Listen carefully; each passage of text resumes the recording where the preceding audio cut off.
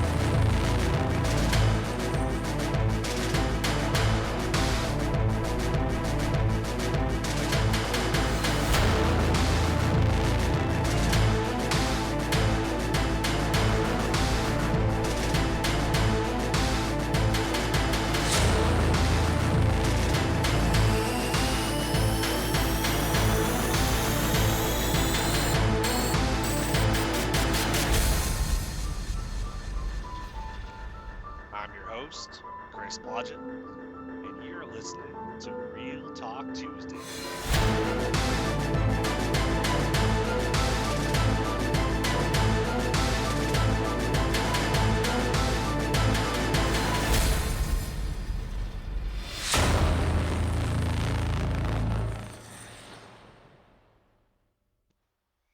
This week's topic is going to be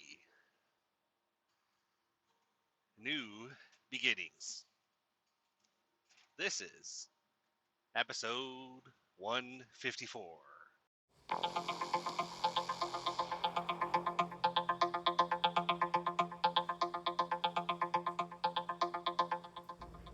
Hey guys, welcome back. As always, appreciate you being here. So I'm officially in day 2 of the new job out here. The new old job, I should say, because technically I didn't quit and go to another company, but technically I did. I know that probably doesn't make sense, but the company I was with, basically driving out of Nashville, they were based out of Oklahoma, and they got bought out by another company that had a lot more trucks, and they actually had, I didn't know this at the time, but when we were looking at coming up here near the Kansas City area, I had reached out. It took me about 2 or 3 weeks. I mean, I was like scared shitless about trying to like reach out to my my then boss, good old Jimmy back there in Nashville. Great guy, great manager and stuff. I appreciate everything. He did for me over the years, the 2.5-ish years that I was with him. But when we were looking at coming up here, I was actually scared shitless about trying to talk to him because I was like, I don't want to leave, but because I was like, I don't want to leave FedEx because I like doing what I do for FedEx. It's a good job, not too hard. Yeah, sometimes the hours really suck. Sometimes working really late, like yesterday, for instance, like with my new position. It's like I think I got to bed yesterday at like probably like 3 in the afternoon. I didn't get home that late. I got home when I got back to the hub by like noon. Got home by like 12:30, 12:40, 12:45, something like that. Cause it's like half an hour to get home. And then had to wait for a washer repair guy to show up because we're trying to I'm not Mr. Fix-It, but I am trying to do what I can. Trying to learn. Where it is. How it is. You try to better yourself and actually learn how to do a couple things, so that way you can like take care of stuff without having to buy a new unit or pay somebody to do it or whatever. And for the most part, I've been able to take care of quite a bit of stuff, but like our washer,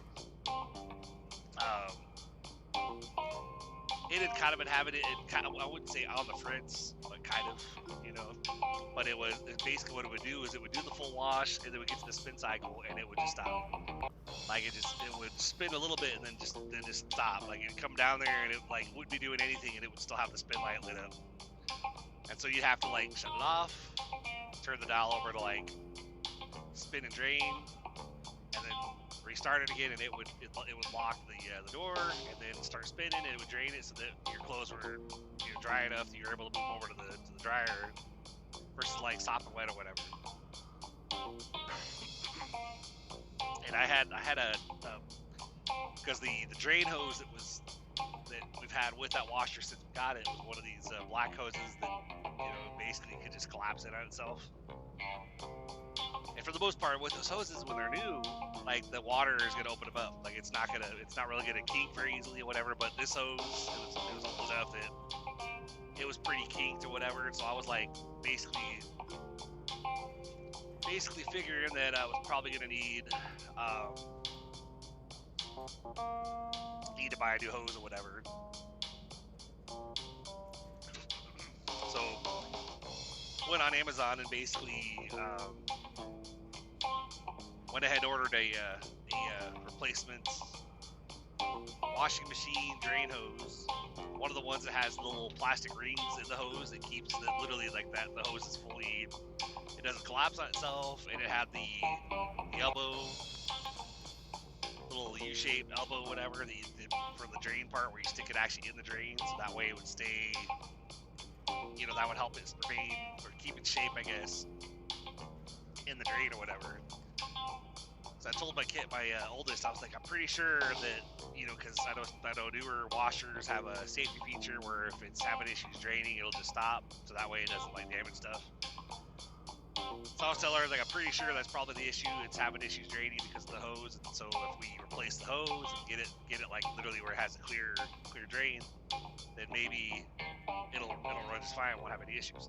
So I bought the new hose. It came Sunday. I went downstairs and, of course, slid the washer out a little bit to go ahead and get back there. Took off the other hose.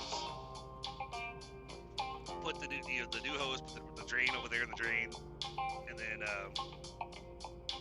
the part that connects to the washer, I connected to the washer, and I used a little clamp that you put on it to tighten the screw to screw it. And of course, like I couldn't really get an angle on it and get a good grip with my hand, so I was trying to use like the electronic screwdriver to help me actually make sure that clamp was tight on there. But when I did that, thinking that it was tight,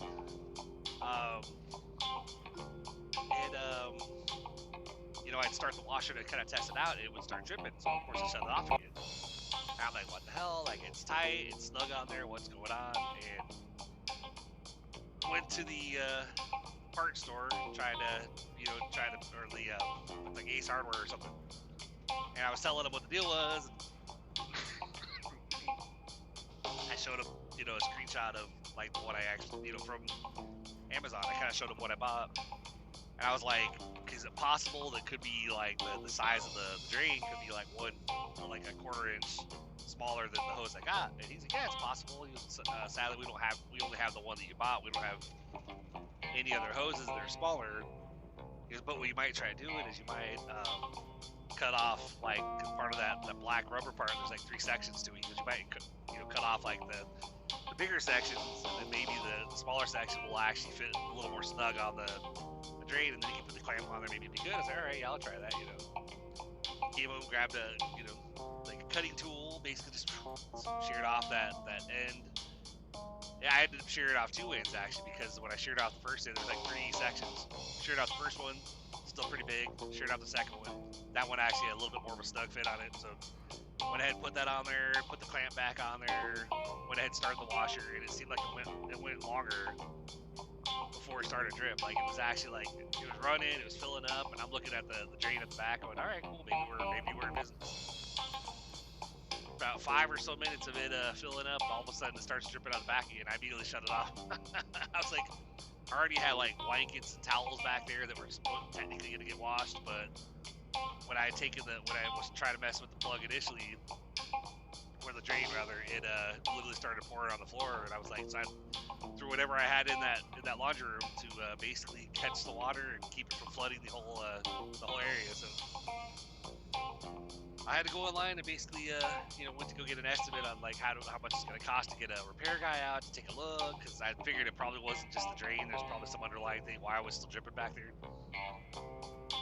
Got in touch with somebody through Angie's List or whatever, and they they were like, well, it's like $89 for them to come out and diagnose it, and then if you hire them, that $89 basically goes towards whatever the cost of like parts and service and whatnot. I was like, all right, I tried to do what I could to try to avoid it. I was trying, like, I did what I could with the drain hose. And I even thought maybe I destroyed the hose by cutting those parts of those pieces off the end or whatever. But I went ahead and was talking to Angie's List or whatever, and they were like, well, like, you would actually be his 7th stop tomorrow, so it'd be tomorrow afternoon, which would be yesterday technically. And I was like, well, I'm starting my new position up here at FedEx, and I'm going at like midnight. And I was like, so I'll probably be asleep when he gets here, But so I gave them my number as well as my wife's number. And yesterday I'm getting like, when I got home, when I got done for the day and I was on my way home, I was probably like 10 minutes away, and I got a text from my wife and from my youngest saying like the washer repair guy is 30 minutes out. I was like, oh, okay. I didn't even know they were coming, because there was no definite like they'll be there tomorrow. It was well, like, let us know what you think, like if you want to go move forward with this. And I guess they just scheduled me or whatever. So I was like, yeah, that's cool. We'll do it. Why not? So, but then I get home at like 1 o'clock or whatever, and had to wait for like damn near 2.5 hours waiting for this guy to show up, because I guess he got held up or whatever. And I'm like, I really need to go to bed, because I went to work at midnight the night before. Because Sunday night apparently I'm only doing one a main load, going down to a place called Coffeyville in Kansas. From Kansas City, Missouri down to Coffeyville, and I guess then Monday through Friday, it's a 6-day route, I guess. Monday through Friday, I guess I'm going to Olathe first. It's a little 40 miles there, 40 miles back, and then I'm doing the Coffeyville run afterwards. So I'm like, that works. That's fine, whatever. Easy enough day. It's not hard.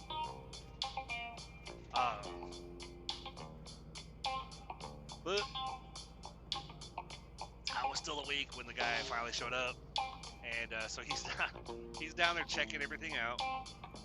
And I'm joking with him. I'm like, yeah, I tried to figure this out on my own. Like, I feel like I came really close to actually accomplishing this myself. But then it got to a point where I was like, I don't know why it's still leaking. I'm doing everything I can that I can think of. He's like, well, there's a few things I'm gonna check just to make sure. So he's like popping the back off the washer and checking a few components. He goes, no, those are fine. Like, there's nothing going on here. And then he drained, when he popped the back off, he said, oh, actually, when I popped this off, like, whatever water was still in there, it drained out of the washer. And so then he tightened it by hand, just got it nice and snug without trying to overdo it. He was pretty sure that should do it. And I'm like, so why would that work? But like when I did it with the electronic screwdriver, thinking that I had a really, really snug fit, like why would it still leak with that? He goes, well, sometimes when you use those tools, it tightens it too tight to the point where it slips, versus like just getting it on there nice and snug or whatever. And I was like, huh, okay. So he put everything back together, turned the washer on, and it was running for like 5 or 6 minutes when it filled it up. And he goes, so how long do you think we should wait, or how long do you think would be a safe time to wait before seeing if it leaks again? And I was like, well, it was like 5 minutes, and then it started dripping for me. But I was like, why don't we turn it on to the drain, the spin and drain, and let it drain the water and see? Because if it's ejecting the water through the drain, and if it's gonna leak, it probably will leak right there. He goes, yeah, you're right. All right, So he switched it over and started draining into the drain, and we could hear it running out of the hose into the drain on the wall or whatever. And I'm like, well, it's not leaking, so I guess you did it. He goes, well, the funny thing is I think you did 90% of the work for me already. I was like, yeah. Any chance for a discount? And he laughed. He goes, "Oh, how about like $10? Like making it even 100." I'm like, "Oh, you mean like on top of the $89 for the service charge?" He goes, "Yeah." I'm like, "Okay, I was gonna say if it's like $10 total, like it's sold." He goes, "No, the 89 technically goes to the Angie's rep, the company or whatever." He's like, "Even though I do see a portion of that, but for the most part, it goes to them for scheduling or whatever." I'm like, all right, that's fine. I can understand that. Like, obviously, you got to get paid too because you perform a service, but it sucks that you don't get that money that's paid up front. It goes to them. And then I think I threw like $5 or $10 on there because when you do the tap to pay, it's like, do you want to include a tip? And he's like, "I'm not expecting anything. I just appreciate the $10 that you paid me, whatever." I was like, "No, I'll throw $5 or $10 on there." I was like, "We just moved here a couple 2 weeks back, and obviously, like, literally last night was my first night. I actually work on the new job up here. The wife and daughter aren't working yet, so we're still trying to get situated financially. Plus, we're still dealing with the mover situation, which they're still dragging their feet on it, basically giving us the full dollar amount, even if we were to go pick our own stuff up from them. I don't know if I mentioned that in that one episode, the Real Talk Tuesday, where I talked about the moving company horror stories. Basically, I'd asked what if we were to rent a truck and come down there, because it's still in Tennessee. It hasn't left the state. Our stuff's still down there, like 2 hours from Nashville, I believe. And I'm like, if we come down there and get our stuff ourselves and bring it here, like, can we do that? They're like, "Oh yeah. But we would still need the pickup charge of $4,200 plus like labor and materials, so it would be like $6,500 for you to come pick your stuff up." And I'm like, "You guys are full of shit." Like, I even argued that. I'm like, that doesn't make sense, because literally your guys just loaded the truck, took it to a storage, and unloaded it into a warehouse. I was like, they didn't, like, yeah, okay, we put $3,500 down initially when we booked that appointment. And so I'm arguing that should go, if you want to pay for labor and labor and materials, that $3,500 should cover that. Like, that. Oh, no, that was just to schedule the appointment. I'm bullshit. It's like, you ain't getting another $6,500 if I'm coming down there and getting my stuff. Like, I'll come down there and I ain't paying you a dime. I even got the Attorney General involved in Missouri, and I've got a free consult, that I went through. That going back, I forwarded whatever stuff we have from the company over to this attorney, whatever. So I'm trying to see what all I can do. But we got a reply back from the Attorney General yesterday afternoon he had a reply back from the both companies, whatever, and so he forwarded that to us. Arguing the same things. Well, Mr. Blodgett, signed and agreed, blah blah blah. And I'm like, you know what? I was like, the thing I signed and agreed to was the initial estimate. I did not sign and agree to it going up double. The numbers don't add up. Basically have asked for proof and documentation proving what they're claiming about, like, that our estimate that we initially had, that said that we would get a full 26-foot truck, that it doubled. And that doesn't make sense, because they claim the truck that they actually had was 30 foot. That's why it doubled, Mr. Blodge. That's why, like, the amount. I'm like, yeah, but you're talking 4 extra feet on a truck. There's no way in hell that 26-foot truck is like 1,600 cubic feet, and 4 extra feet makes it 3,200. Like, makes it double that cubic feet. And I was like, there's no way. There's no way. And that's what I'm trying to argue. They keep coming back, and we showed you like iPhone videos showing the length of the truck. I'm like, yeah, but you haven't shown me any documentation or actual legal paperwork that says, or even signs on the truck. Because from what I understand, there's trucks like that actually should have, like, they usually have, like, markings on them that'll say, like, it's this tall and it's this long, but their truck is just plain white. That's all it is. There's no the only documentation I have from them arguing that is basically them showing this video they recorded that has little 5 feet, 10 feet, 15 feet, 20 feet, 30 feet. and it's on their video as they're recording, and I'm like, I mean, yeah, okay, that could be partially official, but at the same time, I'm like going, but I can't, you can't take that into a court of law, basically be like, this is guaranteed it's 30 feet long, because I have a video, and I have this line I drew on the picture that says 30 feet, so that proves it. Like, no, that doesn't. That, but, you know, I told the wife yesterday, it was kind of like, let her read the letter the Attorney General sent us, and I kind of told her, I was like, love, I was like, I believe we're pretty much fighting a losing battle uphill right now. She goes, yeah, I know. I was like, because they're probably not going to come down. They're going to keep dragging their feet, saying that legally they're like, I signed and agreed, blah blah blah. Even despite the fact that I'm saying that I was strong-armed into this, and I was under duress or whatever, because we had to get out, and they suddenly had half our stuff on the truck, but we're saying that we didn't have any more room, and I'm like, but we're allowed to get a full truck. Like, we're, you know, estimated for a full 26 footer, and you loaded half of a 30 footer and said that that was all that we got. It's like, and then want to charge me $6,500 for me to go get my stuff from them and transport it up here myself. And I'm like, I might end up, like, just for that part right there, I might end up going the legal route, going the lawsuit, whatever, and suing them and saying that I don't think that you know, I'm willing to go get my stuff, but I'm not paying them $6,500 for me to go do it. Like, my wife's like, if we're paying them $6,500, they're fucking delivering it. And I'm like, no, they're not going to deliver it for less than like $8,500. You know, on top of the $3,500 we paid them. But, you know, if we go pick it up, we ain't paying that for sure. You know, and they got our stuff in storage and kind of just sitting on it and saying like, well, no.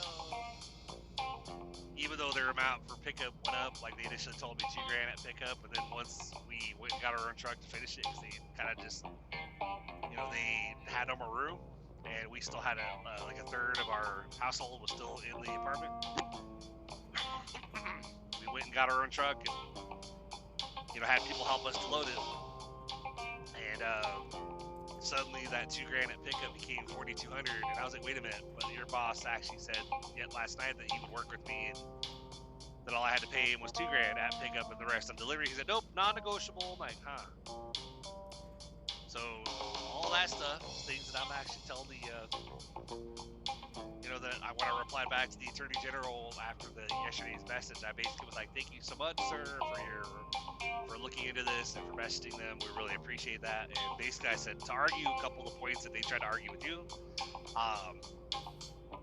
you know, like, yes, I signed some of the different additional documents, but I was like, but if you look at those documents that they sent you, there's things that are crossed off and changed without my knowledge. Like, I don't know what the initial numbers were on those things that were changed, because I know they were crossed out and made bigger. I held a 500-mile trip, and they had that crossed off, the surcharge, basically, they on that thing that they sent recently, it's like $880 for fuel, and I'm like, it doesn't cost, like, full truck, like, I drove the full U-Haul truck, basically was like, I think we fueled like 3 times on the way up, and it wasn't like a full tank each time, it was just, you know, like half, like at least half, or between a quarter and half, and it was like probably like 30, I think at one point, I think for like a half tank, it was like $65 or whatever. For getting down there pretty low, it was like, you know, we're talking like 40 gallons, and then it was like, you know, 100 something, but not $800 for that trip. And I was like, yeah, highway robbery right here, you know, trying to rip us off, trying to rob us blind, you know. So I'll put the names of the companies out there again, you know, it's Starline, Van Lines, and Planet Movers. Little advice for you guys, anybody who's planning to move, do not get a quote over the phone, do not pay a deposit over the phone. Don't let them scare you, because that's kind of what happened to me. Like, when I initially got the initial estimate, he was like, so it's $3,200. So I told him what you know, over the phone, I kind of gave him an estimate, like, yeah, we have this and this and that, whatever. You know, when you're not at home, you're thinking like, all right, what all do I have? So it's like, so you tell them what you think they have, and they're like, well, your estimate's 3,200, so we need, in order to book the reservation, we need a 50% deposit right now. And it's like, huh, okay. So went ahead and paid it because I was kind of hesitant at first, but he was like, well, I mean, so I was like, can I talk to my wife and like wait till next week, pay it, get this paid pretty soon, but when I talked to her to run this by her, he's like, yeah, we can do that, that's fine, but there's no guarantee that because we're getting closer to moving season, there's no guarantee that the rate won't go up. So it's like, all right, so I thought I was doing the right thing, went ahead and paid the deposit, reserved the date, and of course you can only get that money back within like a couple days, like a certain short window after you make the deposit, even though we weren't moving for 2 months. So basically I couldn't pay that deposit, and then let's say a month before we're getting ready to move, we decide we're going to stay, I would just put out that money. They'd be like, oh, sorry, the deposit is non-refundable, blah, blah, blah. So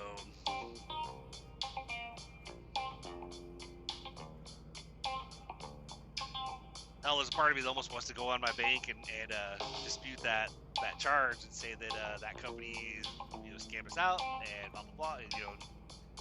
And, they would get pissed because they would get that notice that like the money has basically been challenged and been refunded to us or whatever. But they have our stuff, so I got I'm trying to. It's like one of those where I'm being a hard ass, but I'm also trying to play nice somewhat.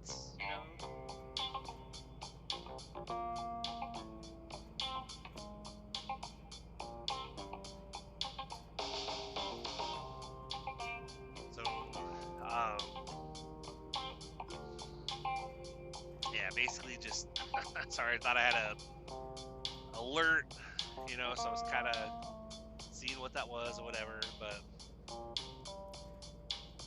so anyway, back to because I can talk. I mean, there's a lot I can say about the movers or whatever. It's like lately I told the wife, I said, what, I've been not emailing them or calling them or whatever because basically we're not getting anywhere.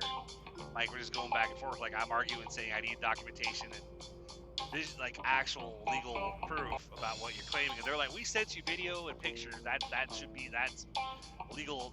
That's legal. That you agreed that you signed this, and I'm like, I signed stuff that I was forced to. Because you guys had our stuff, you loaded it halfway, and suddenly said, oh, actually, we need to double what the initial cost was in order for us to use the rest of the truck. And I'm like, but how is half a truck equate to the same size as a 26-foot full truck?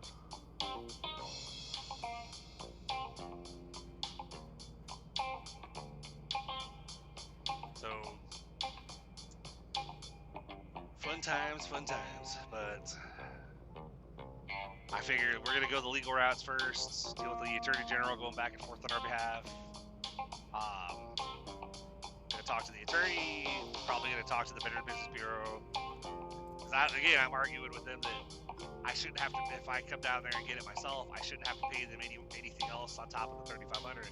Because they're like, well, it's like labor and materials. Like, no, there was no materials because they wrapped our stuff and said that was free since they didn't have blankets. So there's no labor or no materials, and the $3,500 more than covers labor charge for 2 guys in flip flops loading a truck.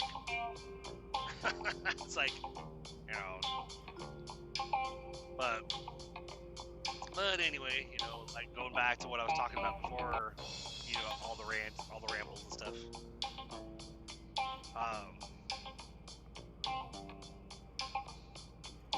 When we're getting ready to leave Nashville, and like it took me 2 or 3 weeks before I was like finally got the nerve to actually try to like get in touch with my boss, and let him know what's going on, because I was trying to find out if I was going to have to give notice in a couple weeks, or if I was going to be able to stay with the company and like maybe they could get a truck moved up here and I could run for them out of this hub.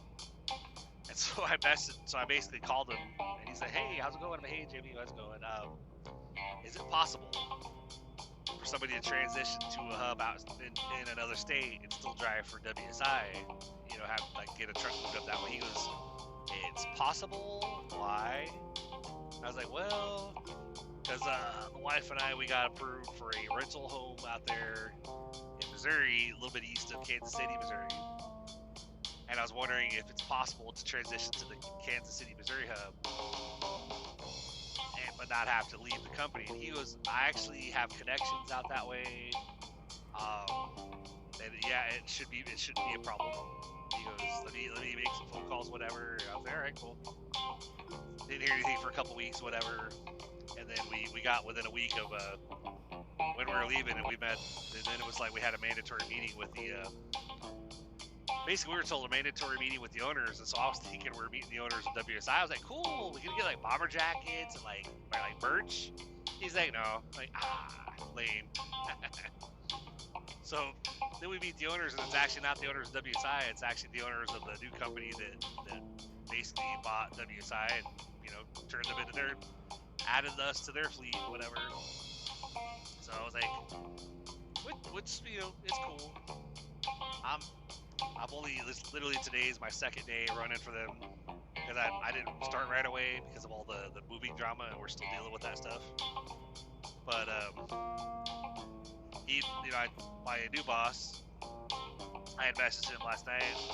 My new manager, I guess. I think he's the manager of like a couple different hubs out here in the Kansas City metro area, whatever. But I had messaged him and basically was like, hey, this is Chris Blodgett. I don't know if Jimmy talked to you, but I just recently relocated up here, and I was supposed to be running with you guys out of the Kansas City, Missouri hub. And he was like, yeah, absolutely, yeah. Jimmy talked to me, and what shift type were you working back there, and like when do you want to start? And I was like, well, I was running nights. I was working Tuesday through Saturday, and I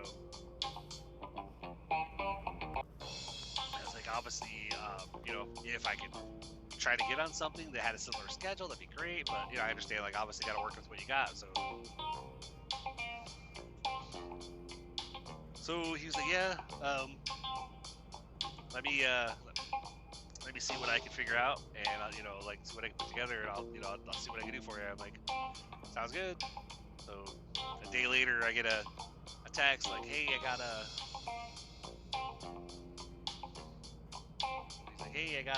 possibility. It's a Coffeyville run, it's like 400 miles round trip, plus an extra 80.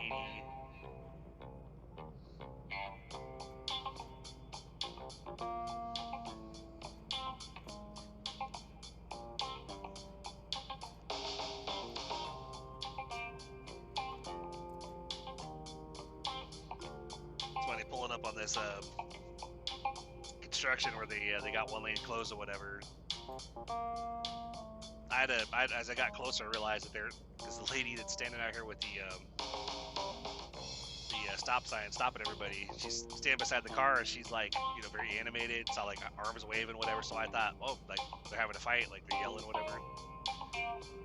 But when I got closer, I could see that like there was like smiles, laughing, whatever. And I'm like, oh, okay, they're just animated, talking, whatever. So. But yeah, so he called me the next day and basically was like, yeah, I got something. It's like at least 6 days. Maybe might be able to do it in 5. And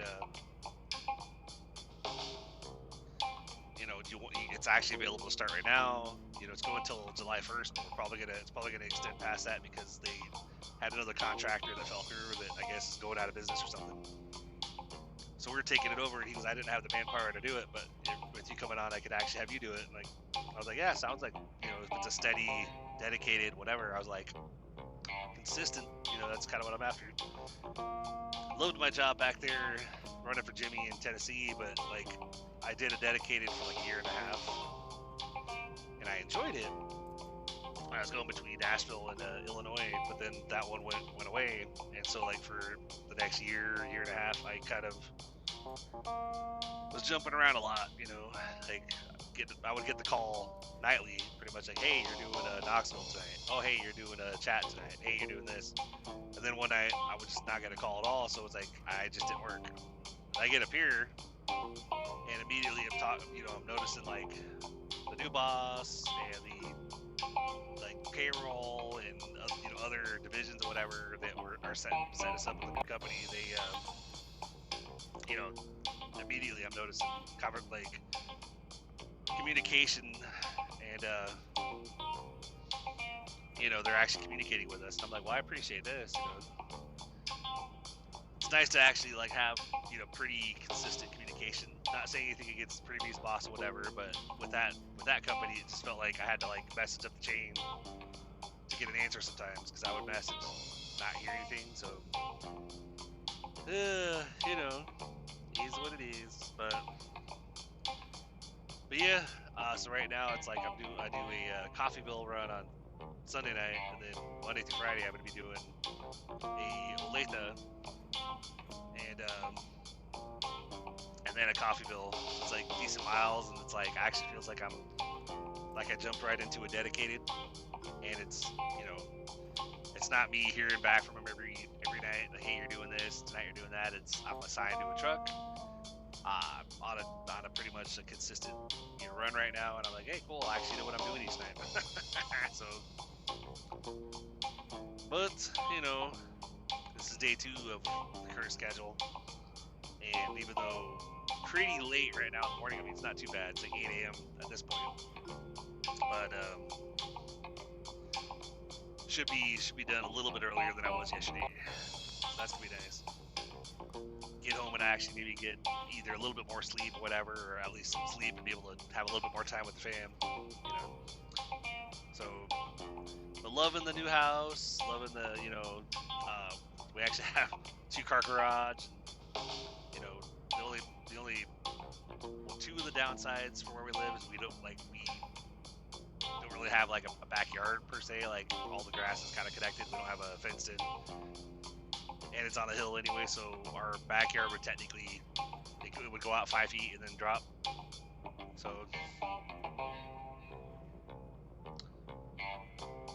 but I'm almost tempted to set my trailer brake right now, because I'm sitting here at this construction and I'm like, my foot on the brake is hurting right now. Like my ankle or whatever. So it's like, gets a little stiff after, especially at the end of the night. But I'm still breaking in these shoes. I bought these, I had these slip-ons. They were like, kind of like hiking shoes, but they were, you know, not really, but they're you know, pretty durable for a while. Like they would last me a year until the soles were getting worn down to the point where they were a little bit too bare and you would start slipping in them. And then I'd have to buy a new pair. It was like 80 to 100 bucks, you know. But I love that they lasted me at least a year. But I'd kind of been looking for maybe some better shoes. And so before we moved, I actually had heard this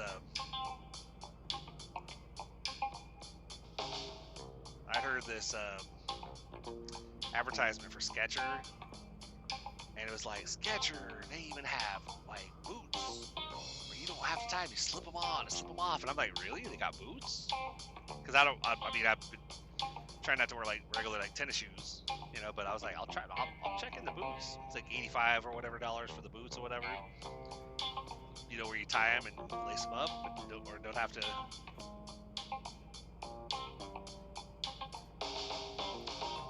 That's funny. They got a follow car, or a little pilot car, follow car for traffic moving back and forth, whatever. It's the only problem with this trip on the way back and stuff. It's like on the way down here, they're not doing construction, but then on the way back they are. So they got like lanes shut down. So it's like gotta wait for one side to go, and then they let us go, and then we get stuck again. It's like I want to get home, man. Oh, but even with that, I'm like, it's still not a bad run. It's pretty nice, you know, easy enough. But so I ordered the boots just before we moved. Wore them like maybe for half a day while we were packing stuff up and moving stuff out of the house, out of the apartment. And I broke them in a little bit, but you know, still had to like untie them and then retie them, because I could just slip them off and get my foot back in there. But I think that's a matter of just breaking them in, because I worked my first day in the current job. I got home before going to bed yesterday, slipped them off, and then when I got up last night, I was able to force my foot back into the shoes without untying them. So I'm like, hey, maybe it's just breaking them in and getting them. You loosen them up a little bit, you know.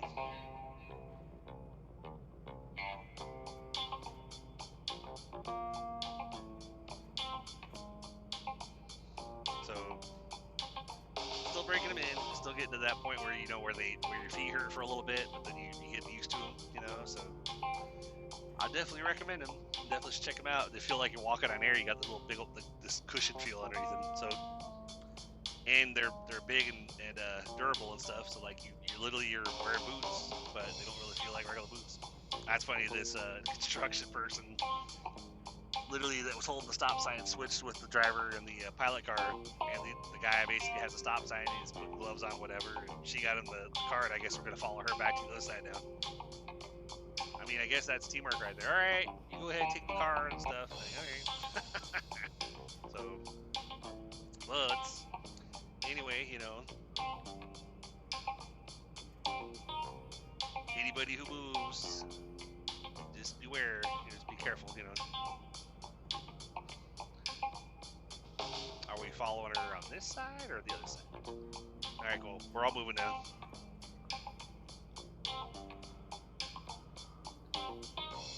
I guess that way they don't have to communicate with radios or whatever. They can just, you know, somebody uses the pilot car to lead all the cars the other direction, and then they switch again, and then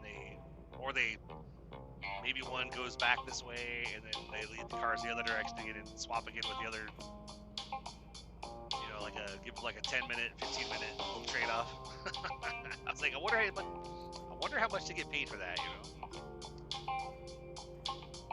$20 an hour. All you do is you stand there and swap with people for the construction crews to do whatever they gotta do. They're, oh wow, okay. So to kind of, you know, close this episode up, I've kind of been thinking, because, like, you know, obviously, like, I want to get back into doing the regular, you know, stories every week. Kind of been just trying to get back into the groove in general with everything that's been going on here and getting settled in the new place, dealing with fighting for our stuff back, you know, from the movers, without paying $9,000 practically, but probably get into with that. But I will get the story started again. But in the meantime, instead of what I'm thinking about doing, I might start to kind of make up for it, you know, instead of having just real talk on one week and then real talk and raw chat on the following week. If depending on how many recordings I get, I might go ahead and just do a real talk and a raw chat weekly, at least for right now, just kind of make up for no stories on Friday, you know. So I know I've been connected with my buddy Dave quite a bit lately, and so I've got like 2 recordings, so I'm already planning to, you know, so stay tuned after this, you know, after this episode, because I'm gonna go ahead, even though I did raw chat last week, I'm gonna go ahead and I've got, you know, we did a recording my first night working in this new position. And did literally we were just chatting this morning too, whatever. So we had one of his trucking friends or whatever that popped in with us briefly, and I was like all excited. I was like, oh cool, Janelle's on here, but then she had to go. So I was like, well, hey everybody, so thank you for that brief, you know, appearance by Janelle.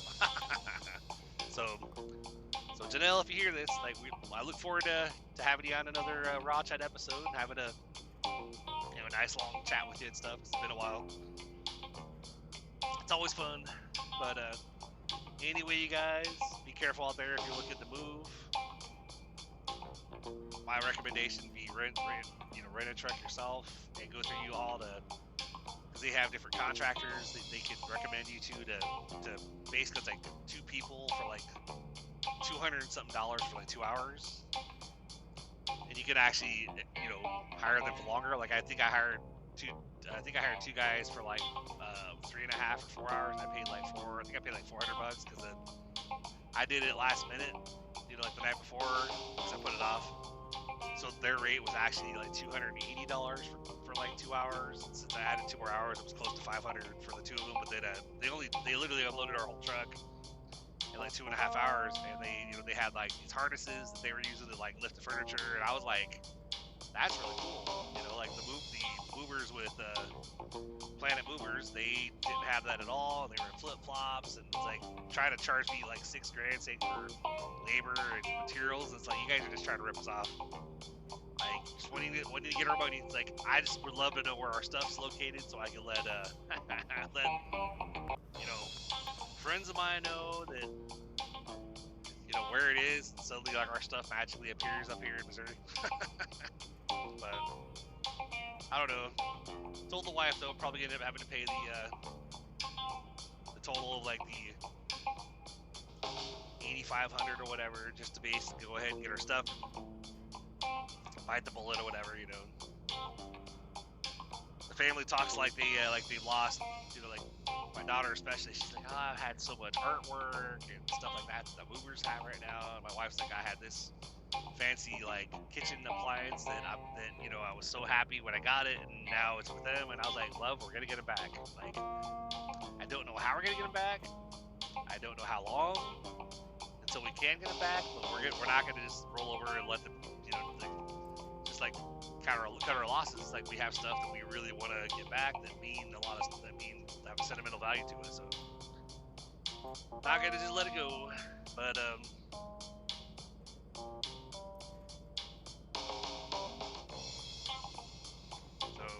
anyway, you guys, hope everybody's doing well. You know what I always say, keep pushing forward, keep believing, believe you can, believe you will, and you're already halfway there, and then you just have to go out there and do it. And I will throw it out there, like, if anybody has had experience with anything like that, what we're dealing with the movers and the scam movers and stuff, where they show up with a certain estimate, they double your estimate, basically, they even though they claim we're not holding his stuff hostage, he just hasn't fulfilled his end of the contract where he has to pay us $4,200 just for the pickup, and then remaining on delivery. And I'm like, yeah, but like, service sucked, like, they showed up really late, they were smoking in our house, they broke stuff. I was like, this has to be accounted for, like, not just that, well, we're really sorry that happened. Yeah, you're sorry, you can go fuck off.